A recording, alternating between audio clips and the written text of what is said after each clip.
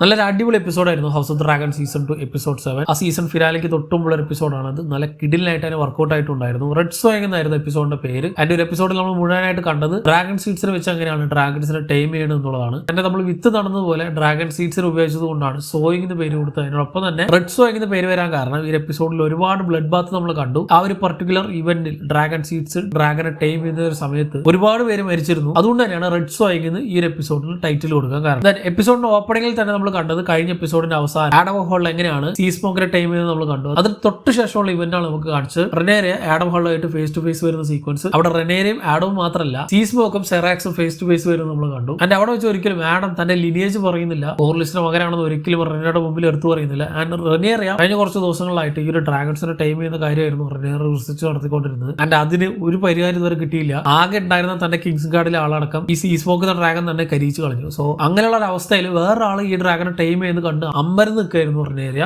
റെനേറിയ അപ്പൊ തന്നെ ആഡമിനെ ഡ്രാഗൺ സ്റ്റോണിലേക്ക് ക്ഷണിക്കുകയും ചെയ്തു. ഇതിനുശേഷം നമ്മൾ നേരെ പോയത് കിങ്സ് ലാൻഡിലേക്കായിരുന്നു. അവിടെ അലിസന്റിന്റെ അവസ്ഥ വളരെ പരിതാപകരമാണ്. ഫുൾ കൺട്രോൾ പോയതോടെ ആ ക്യാരക്ടർ എല്ലാം കയ്യിൽ പോയി കിടക്കുകയാണ്. പറയുമ്പോൾ ഷോയിൽ ഏറ്റവും കൂടുതൽ സാക്രിഫൈസ് ചെയ്തിട്ടുള്ള ഒരു ക്യാരക്ടേഴ്സിൽ ഒന്നാണ് അലിസന്റ്. കാരണം ചെറുപ്പം മുതലേ ആ ക്യാരക്ടർ വിട്ടുകൊടുക്കാത്ത ഒന്നുമില്ല. തന്റെ ശരീരം അടക്കം അച്ഛൻ പറഞ്ഞത് കേട്ട് വിസേരിസിന് മുമ്പിൽ ദാനം ചെയ്ത ഒരു ക്യാരക്ടറാണ്. ഒന്നും തന്നെ ആ ഒരു ക്യാരക്ടറിന് തിരിച്ചു കിട്ടിയിട്ടില്ല. ഇപ്പൊ തന്റെ മക്കളടക്കം തങ്ങളെ തള്ളി പറഞ്ഞു. ഇവിടെ ആ ഹൈ ടേബിളിൽ നടക്കുന്ന തന്നെ എയിമുണ്ട് കഴിഞ്ഞ എപ്പിസോഡിൽ എലിസന്റിനെ പുറത്താക്കുന്നത് നമ്മൾ കണ്ടതാണ്. സോ അതിന്റെ ഒരു ആഫ്റ്റർ മൈതായിട്ട് എല്ലാം വിട്ടു നിൽക്കുന്നതായിട്ടാണ് എലിസന്റിനെ കാണിക്കുന്നത്. ആൻഡ് എലിസന്റിന്റെ ഇപ്പോഴത്തെ കിങ്സ് ഗാർഡ് ആയിട്ടുള്ളത് റിക്കർഡ് തോറിനാണ്, ക്രിസ്ത്യൻ കോൾ അല്ല. കാരണം നമുക്ക് ഓൾറെഡി അറിയാം എയിമുണ്ട് കഴിഞ്ഞ എപ്പിസോഡിൽ ക്രിസ്ത്യൻ കോളിനെ യുദ്ധത്തിന് അയച്ചിരുന്നു. സോ ഇപ്പൊ പേഴ്സണൽ കിങ്സ് ഗാർഡ് ആയിട്ടുള്ളത് റിക്കർഡ് തോറിനാണ്. ആ ഒരു ക്യാരക്ടറിനെ കൂട്ടി പിന്നീട് എലിസന്റ് കിങ്സ് വുഡിലേക്ക് പോകുന്നതും അവിടെ വെച്ച് ഭയങ്കര കാം ആയിട്ടുള്ള ഒരു സ്വിമ്മിംഗ് സീക്വൻസ് ഒക്കെ കാണിച്ചിരുന്നു. പറയുമ്പോൾ ആ ഒരു ക്യാരക്ടർ ഇപ്പോഴാണ് സ്വന്തമായിട്ടൊരു നിലപാടെടുക്കുന്നതും ആകെ ഇത്തിരി സമാധാനം അനുഭവിക്കുന്ന രീതിയിലായിരുന്നു കാണിച്ചത്. എന്നാൽ ഇതേ സമയം കിങ്സ് ഗാർഡിലുള്ള രണ്ടുപേരെ വാളിലേക്ക് എയിമണ്ട് അയക്കുന്ന സീക്വൻസ് കാണിച്ചിരുന്നു. ഈ രണ്ടുപേരായിരുന്നു കഴിഞ്ഞ എപ്പിസോഡിൽ എലിസന്റും ഹെലേനയും സെറ്റിലേക്ക് പ്രാർത്ഥിക്കാൻ പോയ സമയത്ത് അവിടെ വെച്ച് സ്മോൾ ഫോക്സ് ഒക്കെ തന്നെ അവരെ ആക്രമിക്കാൻ വന്നപ്പോൾ എലിസന്റിനെയും ഹെലേനയും ഗാർഡ് ചെയ്യാൻ ഉണ്ടായിരുന്ന രണ്ടുപേര് അന്ന് ഡ്യൂട്ടിയിൽ ഉണ്ടായിരുന്ന രണ്ടുപേരെ അവരുടെ ഡ്യൂട്ടി പ്രോപ്പർ ആയിട്ട് അവർ ചെയ്തില്ല എന്ന് പറഞ്ഞാണ് ഇവരിപ്പോ വാളിലേക്ക് അയക്കുന്നത് എയിമുണ്ട്. സോ എയിമുണ്ട് ഈ കാര്യം ആരെങ്കിലും തല കെട്ടിവെക്കണം. അതൊരൊറ്റ കാര്യം കൊണ്ട് മാത്രമാണ് ഈ ഒരു ക്യാരക്ടർ ചെയ്യുന്നത്. ആൻഡ് ഇത് രണ്ടും കണ്ടു നിൽക്കുന്ന ജാസ്പർ വെയിൽഡിനും ലാരി സ്ട്രോങ്ങിനും അവിടെ കാണിക്കുന്നുണ്ട്. അതിൽ പ്രത്യേകിച്ച് ലാരി സ്ട്രോങ്ങിന്റെ ഇന്റൻഷൻ നമുക്ക് ഓൾറെഡി അറിയാം.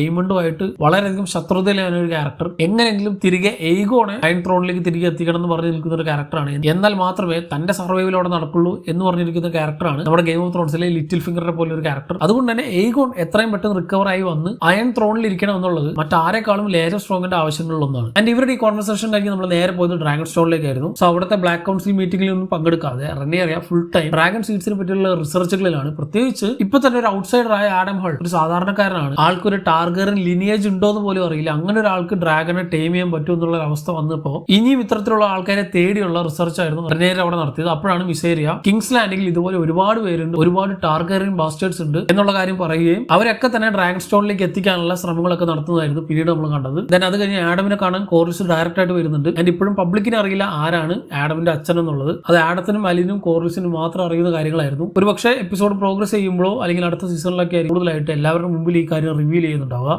ഇത് കഴിഞ്ഞ് നമ്മൾ നേരെ ഹാരനിലേക്ക് പോയാൽ അവിടെ എന്തോ ഭാഗത്തിന് തുടക്കത്തിൽ തന്നെ ഡേമണ്ട് വിഷൻ ഒന്നല്ല കാണിച്ചത്, പകരം ഡേമണ്ട് തേടി ഓസ്കാർ ടള്ളി വരുന്ന സീക്വൻസ് ആയിരുന്നു കാണിച്ചത്. ഈ ഓസ്കാർ ടള്ളിയുടെ മുത്തശ്ശനും അന്നത്തെ ടള്ളി ഫാമിലിയുടെ ഹെഡുമായ ഗ്രോവർ ടള്ളി മരിച്ചു കഴിഞ്ഞപ്പോൾ അദ്ദേഹത്തിന്റെ പൊസിഷൻ ഏറ്റെടുത്ത് കഴിഞ്ഞിട്ടാണ് ഓസ്കാർ ടള്ളി ഇപ്പോൾ ഡേമണെ കാണാനായിട്ട് വരുന്നത്. സോ കഴിഞ്ഞ എപ്പിസോഡുകളൊക്കെ ഈ ഒരു ക്യാരക്ടറെ കാണാൻ വരുന്ന സമയത്ത് ഡേമണെ ഓസ്കാറേയും കൊണ്ട് യാതൊരു തരത്തിലുള്ള ഉപയോഗം ഉണ്ടായിരുന്നില്ല. ഇപ്പോഴാണ് ആ ഒരു ക്യാരക്ടറിനെ കൊണ്ട് ഉപയോഗം വന്നത് എന്നൊക്കെ അവിടെ വ്യക്തമായിട്ട് പറയുന്നുണ്ടായിരുന്നു. ആൻഡ് അത് കഴിഞ്ഞ് റിവർ ലോഡ്സിനെ മുഴുവനായിട്ട് കൂട്ടിച്ചേർത്തി ഡേമണ് വേണ്ടിയല്ല റെനേരിക്ക് വേണ്ടി അല്ലെങ്കിൽ വിസേരിസിന് വേണ്ടി തങ്ങൾ നേരത്തെ നടത്തിയ പ്ലഡ്ജ് എന്നതുകൊണ്ട് മാത്രം ബ്ലാക്സിന്റെ സപ്പോർട്ടായിട്ട് റിവർ ലോഡ്സ് മുഴുവനായിട്ട് വരാം എന്നാണ് അവരെല്ലാം തന്നെ ചർച്ച ചെയ്യുന്നത്. പക്ഷെ അവിടെ വെച്ച് ഓസ്കാർ ടള്ളി വലിയൊരു കളി കളിച്ചിരുന്നു. ഈ ടള്ളി ഫാമിലി പറയുന്നത് മാത്രമേ ആ റിവർ ലോഡ്സ് മുഴുവനായിട്ട് കേൾക്കൂ. സോ അവിടെ വെച്ച് റിവർ ലൈൻസിലെ ഏറ്റവും കൂടുതൽ വിഷയം ഉണ്ടാക്കിക്കൊണ്ടിരിക്കുന്ന ബ്ലാക്ക് വുഡ്സും ബ്രാക്കൻസും അവർ തമ്മിൽ പണ്ടേ പ്രശ്നങ്ങളാണ്. സീസൺ തുടങ്ങുമ്പോൾ തന്നെ ആ രണ്ട് ഫാമിലീസ് തമ്മിലുള്ള വലിയ ബാറ്റിലടക്കം നമ്മൾ കണ്ടു. സോ അതിൽ തന്നെ വില്യം ബ്ലാക്ക്വുഡ് എന്ന ക്യാരക്ടർ ഡേമൺ വളരെയധികം കഴിഞ്ഞ എപ്പിസോഡുകളിലൊക്കെ തന്നെ സപ്പോർട്ട് ചെയ്ത ബ്ലാക്ക്വുഡ് ഫാമിലിയിലെ ഒരു ക്യാരക്ടറാണ്. ആ ഒരു ക്യാരക്ടർ ബ്രാക്കൻസിനെതിരെ ഒരുപാട് പ്രശ്നങ്ങൾ ചെയ്തിട്ടുണ്ട്. സോ അതിനൊക്കെ തന്നെ ഒരു പകരം വീട്ടൽ എന്ന നിലയ്ക്ക് ഡേമണ്ട് കൈകൊണ്ട് തന്നെ വില്യം ബ്ലാക്ക്വുഡിനെ ഓസ്കാർ ടള്ളി കൊള്ളിക്കുന്ന സീക്വൻസ് ആയിരുന്നു നമ്മൾ അവിടെ കണ്ടത്. അത് ചെയ്തില്ലെങ്കിൽ ഒരു നിവൃത്തിയില്ല എന്ന് കണ്ടതുകൊണ്ട് മാത്രമാണ് ഡേമണ്ട് അത്തരത്തിലുള്ള ഒരു ആക്ഷൻ ചെയ്തതും. അതോടുകൂടി റിവർ ലോഡ്സ് മുഴുവൻ ഡേമണ്ട് പക്കലേക്ക് വരികയും ചെയ്തു. സോ ഡേമണ്ട് ഇപ്പോൾ ഒരു വലിയ ആർമി തന്നെ കിട്ടിയിട്ടുണ്ട്. ഇത് കഴിഞ്ഞായിരുന്നു എല്ലാ എപ്പിസോഡിലും കാണിക്കുന്ന പോലെ തന്നെ ഡേമണ്ട് വിഷനും ഇവിടെ കാണിച്ചത്. ഡേമണ്ട് ഈ വിഷനിൽ നമ്മൾ കാണിച്ചത് വിസേരിസും ഡേമണ്ടും ആയിട്ടുള്ള കോൺവെർസേഷൻ ആയിരുന്നു. ഡേമണ്ട് അവസാനമായിട്ട് വിസേരിസിനെ കാണുമ്പോൾ ഏതായിരുന്നു അവസ്ഥ, ആ അവസ്ഥയിലായിരുന്നു കാണിച്ചിരുന്നത്.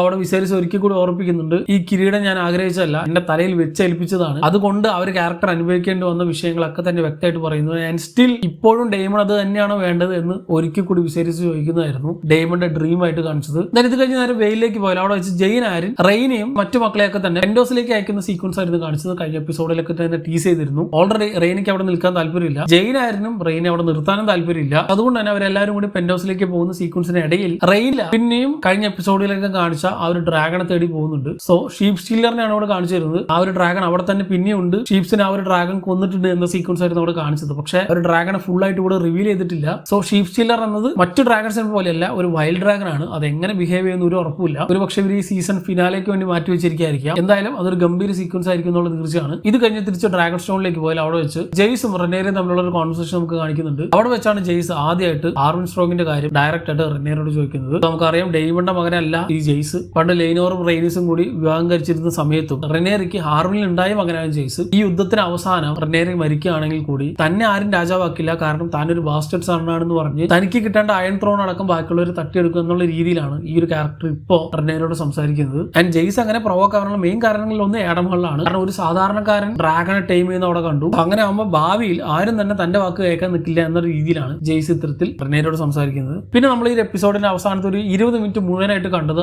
ആ ഒരു റെഡ് സോയിങ് ആയിരുന്നു. സോ ഡ്രാഗൺ സ്റ്റോണിൽ നിന്നും ഡ്രാഗൺ സീഡ്സിനെ റെനേറി അന്വേഷിക്കുന്നുണ്ട് എന്നുള്ള വാർത്ത കിങ്സ് ലാൻഡിംഗിലേക്ക് എത്തി. വളരെ സീക്രട്ട് ആയിട്ട് അവിടെയുള്ള എല്ലാ ഡ്രാഗൺ സീഡ്സും കൂടി അന്ന് രാത്രി ഡ്രാഗൺ സ്റ്റോണിലേക്ക് പോകാനായിട്ട് തയ്യാറാവുകയാണ്. അപ്പൊ അതിൽ തന്നെ വളരെ പ്രധാനപ്പെട്ട ഉൾഫൈറ്റ് എന്ന ക്യാരക്ടറിനും ഹ്യൂ ഹാമർ എന്ന ക്യാരക്ടറിനൊക്കെ തന്നെ നമ്മൾ കണ്ടു. ഈ കാര്യത്തോട് അടുത്തപ്പോൾ ഉൾഫൈറ്റിന് വലിയ ഉറപ്പുണ്ടായിരുന്നില്ല. ഇപ്പൊ എല്ലാവരും പറയുന്ന പോലെ ഒരു പക്ഷേ ഞാൻ ടാർഗറിയൻ ഫാമിലി അല്ലെങ്കിലോ എന്നുള്ള ഒരു ഡൗട്ട് ആ ഒരു ക്യാരക്ടറിന് ഓൾറെഡി ഉണ്ടായിരുന്നു. പക്ഷേ ഹ്യൂ ഹാമറിന് അങ്ങനെയല്ല. കാരണം തന്റെ അമ്മയെ പറ്റി വ്യക്തമായിട്ട് അവിടെ പറയുന്നുണ്ട്, അമ്മ ഒരു ടാർഗറിയൻ പെൺകുട്ടിയാണെന്നുള്ളത് തന്നെ. ഡയറക്റ്റ് ടാർഗറിയൻ ലിനിയേജ് ഉള്ള ഒരു ക്യാരക്ടർ തന്നെയാണ് ഈ ഹ്യൂ ഹാമർ. പക്ഷേ ഉൾഫൈറ്റിന്റെ കാര്യത്തിൽ കുറച്ച് ഡൗട്ട് ഉണ്ടായിരുന്നു എന്ന് പറയുന്ന പോലെ തന്നെ ബുക്സിൽ ഒരുപാട് പേര് ഇതുപോലെ ഞങ്ങളൊരു ടാർഗറിയൻ ലിനിയേജ് ഉള്ളവരെ തന്നെയാണെന്ന് പറഞ്ഞ് കള്ളം പറഞ്ഞിട്ട് വെറുതെ ടീം ചെയ്യാൻ പോകുന്ന കുറെ ക്യാരക്ടേഴ്സിനെ ബുക്കിൽ കാണിക്കുന്നുണ്ട്. അങ്ങനെ ഉള്ളവരുടെ അവസ്ഥ എന്താണെന്നുള്ളത് നമ്മൾ ഈ എപ്പിസോഡിന്റെ പിന്നീട് അങ്ങോട്ടുള്ള ഭാഗങ്ങളിലൊക്കെ നമ്മൾ കണ്ടു. സോ ഇങ്ങനെ ഡ്രാഗൺ സ്റ്റോണിലേക്ക് വന്നിരിക്കുന്ന കുറെ എണ്ണത്തിൽ തന്നെ ഡ്രാഗൺ സീഡ്സ് ആയിട്ടുള്ളവരുണ്ട്, അല്ലാത്തവരുണ്ട്. ഇങ്ങനെ വന്നു കയറിയവരെ ഡയറക്റ്റ് ആയിട്ട് ടൈം ചെയ്യാൻ വിടില്ല എന്ന് ഡ്രാഗൺ കീപ്പേഴ്സ് റെനേരോട് ഡയറക്റ്റ് ആയിട്ട് പറയുന്നുണ്ട്. ഇത് കുട്ടികളെയല്ല, ഡ്രാഗൺസിനെ ദൈവങ്ങളായിട്ടാണ് ഇവർ കണ്ടിട്ടുള്ളത്. അങ്ങനെയുള്ളതിനെ വെറുതെ ഇങ്ങനെ പരീക്ഷിക്കാൻ ഇവർ തയ്യാറില്ല എന്ന് പറഞ്ഞ് ഡ്രാഗൺ കീപ്പേഴ്സ് ഈ ഒരു കാര്യത്തിൽ നിന്ന് ആദ്യം ഒഴിഞ്ഞു. അതുകൊണ്ട് തന്നെ റെനേറി അവിടെ കൂടി എല്ലാവരുടെ മുമ്പിൽ ഓൾറെഡി ഒരു പ്രിക്കോഷൻ കൊടുക്കുന്നുണ്ട്. ഇവിടെ നിങ്ങൾ മരിക്കാനുള്ള ചാൻസ് ആണ് കൂടുതൽ, ജീവിക്കാനുള്ള ചാൻസ് വളരെയധികം കുറവാണ്. സോ ആ ഒരു പ്രിക്കോഷൻ കൊടുത്തു കഴിഞ്ഞിട്ടാണ് ഈ ഒരു ക്യാരക്ടർ ഇവരെയും കൊണ്ട് നേരെ വെർമിത്തോറിന്റെ അടുത്തേക്ക് പോകുന്നത്. സോ ഈ വെർമിത്തോറിനെ കഴിഞ്ഞ സീസണിന്റെ അവസാന എപ്പിസോഡിൽ നമുക്ക് കാണിച്ചിരുന്നു. അത് കഴിഞ്ഞ് ഈ ഒരു സീസണിൽ നമ്മൾ ഈ ഒരു ഡ്രാഗനെ കണ്ടിട്ടേ ഇല്ല. അറ്റ് പ്രസന്റ് ഈ ഒരു ഹൗസ് ഓഫ് ദ ഡ്രാഗൺ എന്ന ഈ ഒരു ഇവന്റ് നടക്കുന്ന സമയത്ത് വാഗാർ കഴിഞ്ഞാൽ പിന്നെ ആ വേൾഡിലെ ഏറ്റവും ലാർജസ്റ്റ് ഡ്രാഗൺസിൽ ഒന്നാണ് ഈ വെർമിത്തോർ. ഈ വെർമിത്തോർ ജഹേരിസ് ടാർഗറിന്റെ ഡ്രാഗൺ ആണ്. ജഹേരിസിന്റെ മരണശേഷം പിന്നീട് ആരും വെർമിത്തോറിനെ റൈഡ് ചെയ്തിട്ടില്ല. ആൻഡ് വെർമിത്തോർ ഒറ്റയ്ക്കല്ല, വെർമിത്തോറിന്റെ കൂടെ എപ്പോഴും സിൽവർ വിങ് ഉണ്ട്. ആൻഡ് ഈ സിൽവർ വിങ് ജഹേരിസിന്റെ ഭാര്യയായ അലിസൺ ടാർഗറിന്റെ ഡ്രാഗൺ ആണ്. ഈ ഡ്രാഗൺ സ്റ്റോണിലുള്ള ഒരു വോൾക്കാനിക് കേവ് ഉണ്ട്, അതിനകത്താണ് ഈ 2 ഡ്രാഗൺസ് ഉണ്ടായിരുന്നത്. സോ അതിലെ വെർമിത്തോറിനെയാണ് ഇവർ ആദ്യമായിട്ട് ടൈം ചെയ്യാൻ പോകുന്നത്. സോ അങ്ങനെ റിനേറെ ഡ്രാഗൺ കീപ്പേഴ്സ് ഇല്ലാത്തത് കൊണ്ട് സോ ഈ കാര്യത്തിനോട് മുന്നോട്ട് വന്ന് അവർ ഹൈ വലേറിയൻ ഭാഷയിൽ വിളിച്ച് വെർമിത്തോറിനെ കൊണ്ടുവന്ന് പിന്നീട് അങ്ങോട്ട് ഓരോരുത്തർ വെച്ച് ടൈം ചെയ്യിക്കുന്ന സീക്വൻസ് ആയിരുന്നു നമുക്ക് അവിടെ മുഴുവനായിട്ട് കാണിച്ചത്. ആൻഡ് ആ സീക്വൻസ് ഒക്കെ ഒരു രക്ഷയില്ലാത്തായിരുന്നു, കിഡിലിനായിട്ട് സ്ട്രക്ചർ ചെയ്തിട്ടുണ്ടായിരുന്നു. ആൻഡ് ആ ഒരു കയോട്ടിക് സിറ്റുവേഷന്റെ ഇടയിൽ ആ ഡ്രാഗൺ പിറ്റിന് മുകളിലും താഴെയായിട്ട് ഒരുപാട് പേര് വീണിരുന്നു. സോ അതിൽ തന്നെ ഒട്ടുമിക്ക ക്യാരക്ടേഴ്സും മരിച്ചു കഴിഞ്ഞ ശേഷം അവസാനമാണ് ഹ്യൂ ഹാമർ ഈ ഒരു ഡ്രാഗനെ ടൈം ചെയ്യുന്നത്. ആക്ച്വലി ഹ്യൂ ടൈം ചെയ്യുന്നത് പറയാൻ പറ്റില്ല, ആ ഒരു ഡ്രാഗൺ ചൂസ് ചെയ്തെന്ന് വേണമെങ്കിൽ നമുക്ക് പറയാം. ആഡം ഹള്ളിനെ സിൽവർ വിങ് ചൂസ് ചെയ്തത് അതുപോലെ തന്നെ. സോ അങ്ങനെ ഇപ്പൊ ഹ്യൂ താൻ ഉദ്ദേശിച്ച പോലെ തന്നെ ഒരു ഡ്രാഗൺ ലോഡ് തന്നെയായി മാറി. അന്നാട്ടിലെ